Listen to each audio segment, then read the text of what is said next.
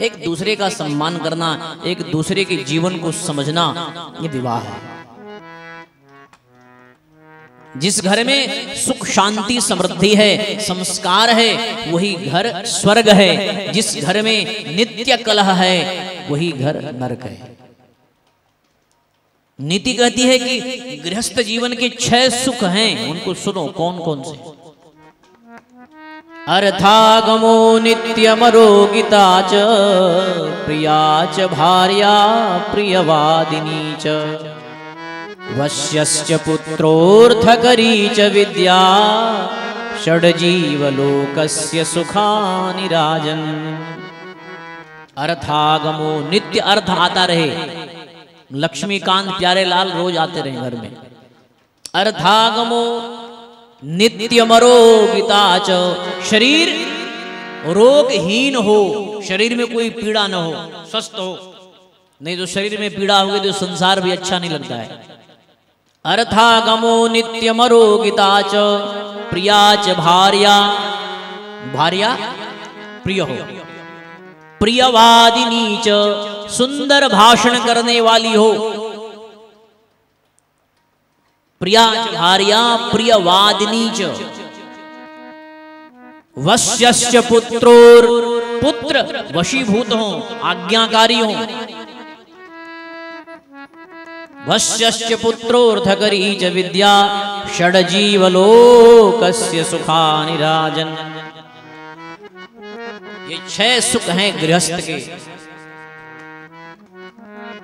विवाह ऐसा हो, परिवार ऐसा हो, बच्चे आज्ञांकित हो, पत्नी प्रिय वचन बोलने वाली हो। ऐसा न बोले कि महाराज पति का हृदय टूट जाए।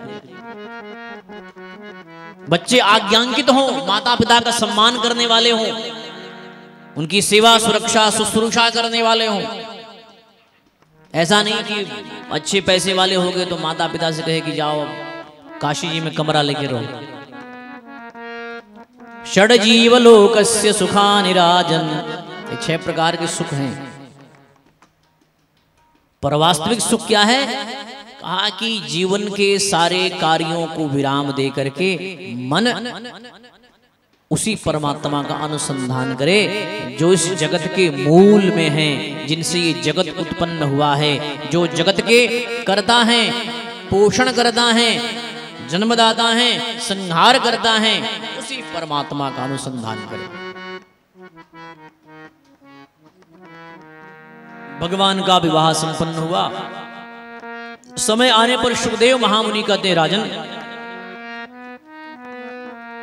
भगवान ने कहा एक पुत्र का जन्म हुआ, उसका नाम है प्रद्युम्न। श्री शुक उवाच कामस्तु वासुदेवांशो दग्धः प्रागरुद्रमन्युना, देहोपपत्तये भूयस् तमेव प्रत्यपद्यत। सएव जातो वैदर्भ्यां कृष्णवीर्य समुद्भवः, प्रद्युम्न इति विख्यातः सर्वतो नवमपितुः। रुक्मिणी के गर्भ से महाराज प्रद्युम्न जी का जन्म होता है। प्रद्युम्न जी साक्षात काम के ही अवतार हैं। जब कभी भगवान शंकर ने कामदेव को भस्म किया था, देवताओं ने कहा कि हमारे मंगल काम के लिए आपको जाना पड़ेगा। कामदेव ने कहा कि हम जाएंगे तो सही, पर आप पाएंगे ये कह पाना बड़ा मुश्किल है, पर तुम्हारे कार्य के लिए हम जाते हैं। और जैसे ही कामदेव चले हैं, भगवान के ऊपर बाण संधान किया है। कामदेव के पास एक धनुष है, पुष्प धनुष, इसलिए कामदेव का एक नाम पुष्प धन्वा है। संबरारिर्मनसिजः मदनो मन्मथो मारः प्रद्युम्नो मीनकेतनः। कामदेव का जो रथ है उस पे मछली का झंडा लगा है। संबरारिर, संबरासुर के अरी हैं, इसलिए इसके पर्यायवाची शब्द हैं। संबरारिर मनसिजः, मनसिज भी नाम कामदेव का है, क्योंकि काम मन से उत्पन्न होता है। मनसात् जातः मनसिजः। संबरारिर मनसिजः प्रद्युम्नो, प्रद्युम्न भी एक नाम है, मीनकेतनः, रथ पे मछली का झंडा लगाया। ये सब कामदेव के पर्यायवाची हैं। ऐसा संस्कृत के अमरकोश नामक ग्रंथ में मिलता है, कई प्रकार के पर्यायवाची। तो वो जो प्रद्युम्न जी थे कामदेव के ही अवतार हैं। जब भगवान शंकर ने कामदेव को भस्म किया, तब शिव तीसर नयन उघारा, चितवत जारी भजऊ तब छारा। तीसरा नेत्र जब भगवान शंकर ने खोला था, तब जल करके कामदेव भस्म हो गया। उसकी पत्नी रति आई, भगवान के चरणों में गिरी है, प्रणाम किया है, विलाप करने लगी, हमारा सुहाग तो चला गया, कृपा करो। तब भगवान शंकर ने कहा, द्वापर में भगवान जब श्री कृष्ण का अवतार होगा, तब उनके यहाँ तुम्हारा पति पुत्र रूप में तुमको प्राप्त होगा। वही यहाँ कामदेव प्रद्युम्न बन करके आएंगे। कहते हैं जब बालक अभी 10 दिन के ही थे, तो शंबरासुर नाम का दैत्य आकाश मार्ग से जाकर के और द्वारिका में भगवान के उस 10 दिन के बच्चे प्रद्युम्न को लेकर के समुद्र में फेंक दिया। समुद्र में फेंक दिया तो बहुत विशाल मछली ने उस बालक को निगल लिया। इसलिए समुद्र में बड़े बड़े मत्स्य होते हैं, उनका नाम तिमिंगिल है, गिलगिल है, ऐसा करके आता है। तिमिंगिल बड़े बड़े मत्स्य, ऐसे ऐसे मत्स्य महाराज बड़ी बड़ी जहाजों को पलट देते हैं, भीषण। तो बहुत प्रकार के एक तिमिंगल नाम के एक मत्स्य ने निगल लिया, मछुआरे पकड़े और ले जाकर के उसको संबरासुर के ही नगर में दिए। और संबरासुर के पाकशाला में जो रसोइया था, उसने जब उस मछली को काटा तो उसमें से एक बहुत सुंदर शिशु निकला। और उस समय संबरासुर की पाकशाला में एक रसोइया बनाती है, उसका नाम है मायावती। जितनी भी मायावती हैं ऐसी ही है ये। मायावती रसोइया बनाती है, भोजन बनाती है, पाकशाला में बड़ी निपुण है। उसने जब देखा तो उसने उस बालक का पालन पोषण किया। यहां पर द्वारिका में बहुत ही कोलाहल हुआ, क्योंकि बालक चला गया। पर कहते हैं कि घटना जैसे जैसे पुरानी होती जाती है, धीरे धीरे लोग उस घटना को भूलते जाते हैं। जैसे किसी के घर में किसी की मृत्यु हो तो उस वक्त बड़े आंसू बहाता है वो, पर 10 वर्ष के बाद उसकी चर्चा करो तो फिर उस तरह से आंसू नहीं आएंगे जैसे पहले आंसू आया था। तो धीरे धीरे घटनाएं विलंब होती गई, लोग इस बात को भूल गए। और यहां पर सुखदेव महामुनि कहते, राजन, इस मायावती ने उस बालक का बड़ा सुंदर लालन पालन किया, और यही मायावती रति है। और ये जो बालक है ये साक्षात कामदेव है। इसने पालन पोषण किया। समय आने पर उस बालक ने ये देखा कि इनका हमारे प्रति हाव भाव तो बड़ा अलग है, माता का भाव तो ऐसा नहीं होता है। तब उसने पूछा, तब रति ने कहा कि आप नारायण के पुत्र हैं और आप इस जन्म में हमारे पति हैं। पिछला जन्म आपका ऐसा था, भगवान शंकर के कथनानुसार मैं आपको इस जन्म में प्राप्त कर रही हूं। मायावती ने कई प्रकार की विद्याओं को दिया, कई प्रकार की विद्याओं से इनको पारंगत किया, क्योंकि समय आने पर महाराज प्रद्युम्न ही संबरासुर का वध करेंगे।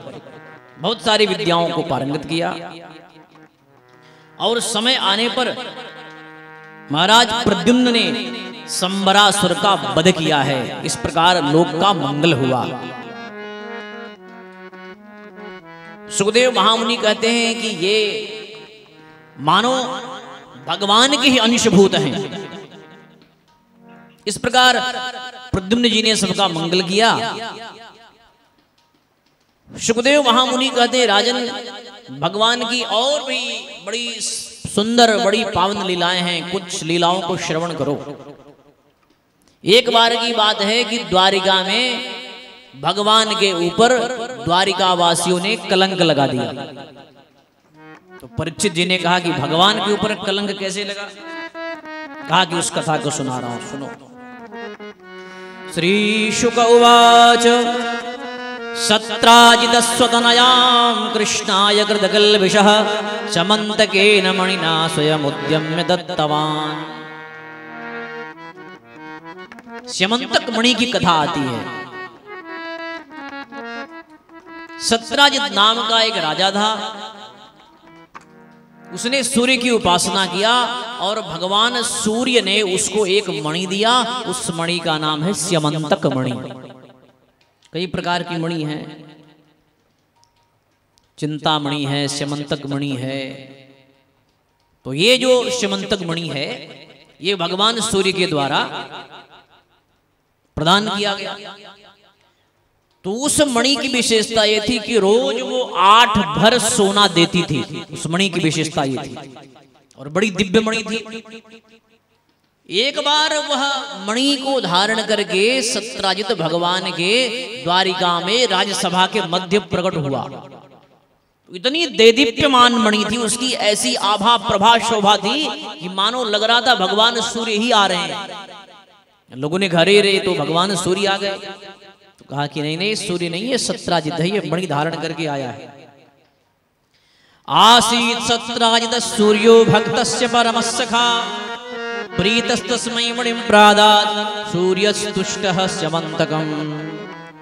भगवान सूर्य की कृपा से इसको ये मणि मिली और वही मणि पहन करके द्वारिका में प्रविष्ट हुआ। सब लोगों ने देखा, मणि की बड़ी भूरी भूरी प्रशंसा की। एक बार भगवान ने कहा कि सत्राजित तुम ये मणि महाराज उग्रसेन को दे दो, वो राजा हैं और प्रजा का दायित्व होता है कोई ऐसी अमोघ ऐसी दिव्य वस्तु हो तो राजा को समर्पित करनी चाहिए। वो राजा के पास रहेगी तो सुरक्षित रहेगी, नहीं तो तुम्हारे पास रहेगी कोई चुरा सकता है। भाई हमारे पास जो भी मणि माणिक्य हैं वो ज्यादा पहन करके यहां वहां घूमना ठीक नहीं है। ठीक है, श्रृंगार तो करना ही चाहिए जहां हमारे लोग हों, पति के लिए श्रृंगार जरूरी है। पर वह यदि पूरे वस्त्राभूषणों से सज करके लद करके कहीं अकेले जाए तो कई प्रकार के दानव घूमते रहते हैं, कुछ भी हो सकता है। तो भगवान ने कहा कि देखो तुम ये मणि महाराज उग्रसेन को दे दो। पर जब ऐसा कहा तो उसने अस्वीकार कर दिया। एक बार प्रसेनजित का सत्राजित का जो भाई है उसका नाम प्रसेनजित है। प्रसेनजित वो मणि धारण करके जंगल में मृगया खेलने गया। तमे कदा मणिम कंठे प्रतिमुच्य महाप्रभम प्रसेनो हयमारुह्य मृगयाम व्यचरद वने। तो सत्राजित ने जो मणि प्राप्त किया था उस मणि को उसका भाई प्रसेनजित लिया और मृगया करने चला गया। और जैसे ही मृगया करने गया है तो जंगल में किसी हिंसक पशुओं के द्वारा उसकी मृत्यु कर दी गई और फिर उस हिंसक पशु को भाई कोई मार दिया और उस मणि को लेकर के चला गया। तो जब प्रसेनजित नहीं लौटा तब सत्राजित के मन में भाव आया कि हो न हो कहीं श्री कृष्ण ही सब कुछ करवा दिए हो, क्योंकि इस मणि के बारे में वही चर्चा कर रहे थे। व्यक्ति का मन बड़ा शंकालु होता है। किसी वस्तु को बिना सोचे समझे अचानक से ही शंका करना अन्य विपत्तियों को भी जन्म देता है। इसलिए कहें व्यक्ति को कान का कच्चा नहीं होना चाहिए। और हमने सुना कि महाराज कान के लोग बड़े कच्चे होते हैं। किसी ने कह दिया कि वो लेकर के भागा तो कान नहीं देखेंगे, वो उसके पीछे ही जाएंगे।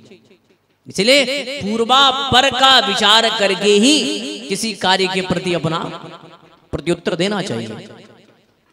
तो जब सत्राजित ने ये बात कही तो धीरे धीरे कानाफूसी होने लगी और ये बात पहुंच गई भगवान तक। लोगों ने कहा कोई बड़ी बात नहीं है, बचपन से तो चोर रहा है, छुड़ा भी सकता।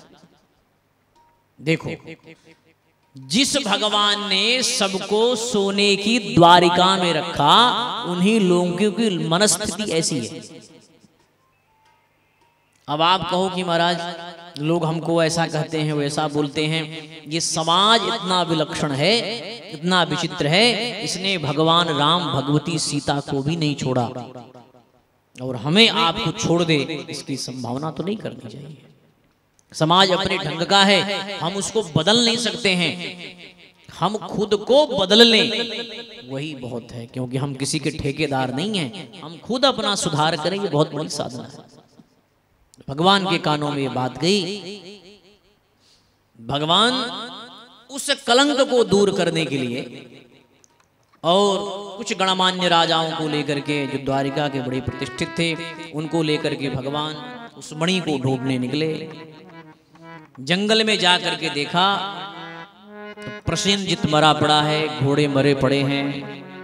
आगे बढ़े तो कोई सिंह मरा पड़ा है। आगे बढ़े तो देखा कि किसी ऋक्षराज के चरण चिन्ह दिखाई पड़े। भगवान देखते देखते एक बहुत विशाल गुफा की ओर बढ़े। बड़ी घनघोर गुफा थी।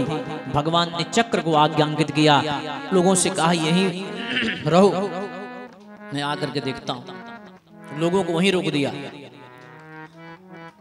भगवान अंदर गए गुफा के तो देखा कि एक बहुत सुंदरी युवती उस मणि से खेल रही है। और जैसे भगवान को देखा तो उसने आवाज लगा दिया, पिताजी। और जैसे आवाज लगाया तो महाराज जाम्बवान निकल करके आया अपनी गुफा से। आव देखा न ताव, भगवान से भिड़ गया। बहुत घमासान युद्ध हुआ। तो जाम्बवान को लगा कि हमें तो कोई पराजित कर नहीं सकता है। साधारण नहीं है जाम्बवान, ये उसी समय का जाम्बवान है। जामवंत के वचन सुहाए। जब युद्ध चला था, जाम्बवान ने कहा कि आपने सबको लड़ने का अवसर दिया, हमको तो दिया नहीं, बूढ़ा समझ करके, और हमारी खुजली तो गई नहीं शरीर की। भगवान ने कहा द्वापर में तुम्हारी खुजली ठीक करेंगे, चिंता मत करो। वो जाम्बवान भगवान से बहुत भयंकर युद्ध किया है। जब उसको लगा कि हमको कोई पराजित नहीं कर सकता, तब उसे याद आया कि लगता है हमारे प्रभु तो नहीं है। जैसे वो ध्यान किया तब उसके सामने भगवान श्री राम की छवि प्रकट हुई। बोलिए राघवेंद्र सरकार की, कृष्ण कन्हैया लाल की जय हो। बहुत उसको पीड़ा हुई, उसकी आंखें भर आई, भगवान के चरणों में गिर पड़ा। कहा प्रभु हम पशु हैं, जीव हैं, और हम तो आपकी माया के कारण आपको पहचान नहीं पाए, आप कृपा करो। भगवान ने अपना कर कमल उसके शरीर पे घुमाया है, उसकी सारी पीड़ा चली गई और भगवान के चरणों में गिर गया, प्रणिपात हुआ। भगवान ने कहा कि देखो हम यहाँ मणि की तलाश में आए हैं और ये मणि मुझे चाहिए। उसने कहा प्रभु एक नहीं, हम दो दो मणि आपको देंगे, क्योंकि हमारी जो पुत्री जाम्बवंती है ये भी मणि ही है। माता पिता के घर में उसकी जो पुत्रियां होती हैं वो मणि ही होती हैं, मणि के समान ही होती हैं। इसलिए माता पिता कहते हैं कि हमारे धन हमारे बच्चे ही हैं।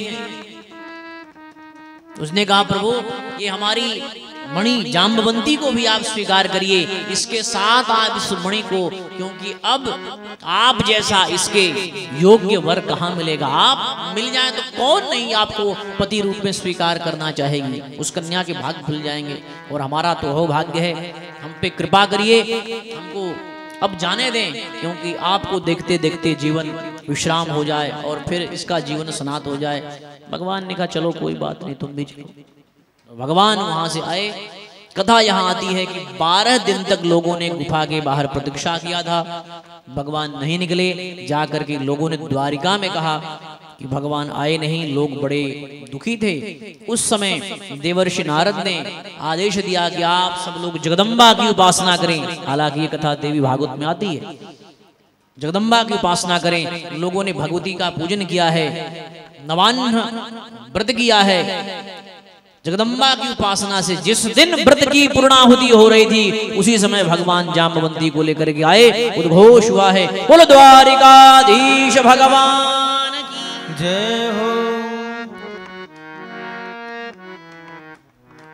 राधे राधे गोविंद गोविंद राधे, जय राधे राधे गोविंद गोविंद राधे, राधे राधे गोविंद गोविंद राधे, जय राधे राधे गोविंद गोविंद राधे, गोविंद राधे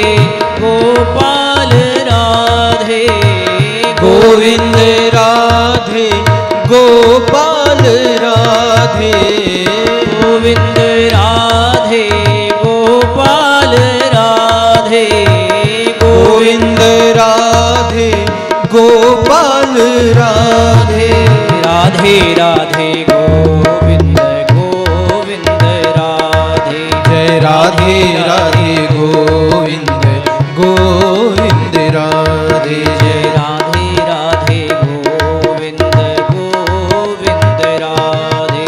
जय राधे राधे गोविंद गोविंद राधे। राधे राधे गोविंद गोविंद राधे। जय राधे राधे गोविंद गोविंद राधे। बोलो गोविंद भगवान की जय हो। भगवान जामवंती को लेकर के आए और सत्राजित को सारे सभा के मध्य बुला करके लोग समझे कि मतलब हमने मणि दिया है, सबके सामने भगवान ने मणि दिया। कहा सत्राजित ये मणि स्वीकार करो। तो सत्राजित मणि तो ले लिया, पर उसे बड़ा संकोच और बड़ा पश्चाताप हुआ कि हमने भगवान पर कलंक लगा दिया। तो सत्राजित बड़ा बुद्धिमान था, उसने अपनी बुद्धि से निश्चय किया कि इसका परिहार कैसे करें। उसने कहा कि हमारी एक कन्या है, उसका नाम सत्यभामा है, और सत्यभामा का परिणय ठाकुर जी से करा देते हैं। एवं व्यवसितो बुद्धिया सत्राजित स्वसुतां शुभां मणिं च स्वयमुद्यम्य कृष्णायोपजहारः। ताम सत्यभामां भगवान उपयेमे यथाविधि बहुभिर्याचितां शील रूपौदार्य गुणान्वितां। बड़ी सुंदर है सत्यभामा, अद्भुत रूप गुण से संपन्न है। विचार किया कि क्यों ना हम सत्यभामा का विवाह भगवान से करा दें। सत्यभामा को लेकर के भगवान के पास गया और कहा प्रभु ये मणि भी और ये मणि जो हमारी पुत्री सत्यभामा है आप उसको स्वीकार करो। भगवान ने कहा चलो कोई बात नहीं, तुम भी आओ। धनवा नाम के राजा, उनके यहां भी कन्या होती है, भगवान ने उसका भी पाणी ग्रहण किया। भगवान की अष्टपट रानियां हैं, रुक्मिणी है, जाम्बवंती है, सत्यभामा है, कालिंद्री है, मित्रवंदा है, लक्ष्मणा है, भद्रा है। इस प्रकार से भगवान की अष्टपट रानियां हुई। भगवान के साथ अष्टपट रानियां मानो ये अष्टधा प्रकृति है। 8 प्रकृति कौन कौन है इसको गीता में भगवान ने स्पष्ट बताया। ये मानो भगवान की अष्टधा प्रकृति हैं, भगवान की सेवा करने के लिए आई है ये।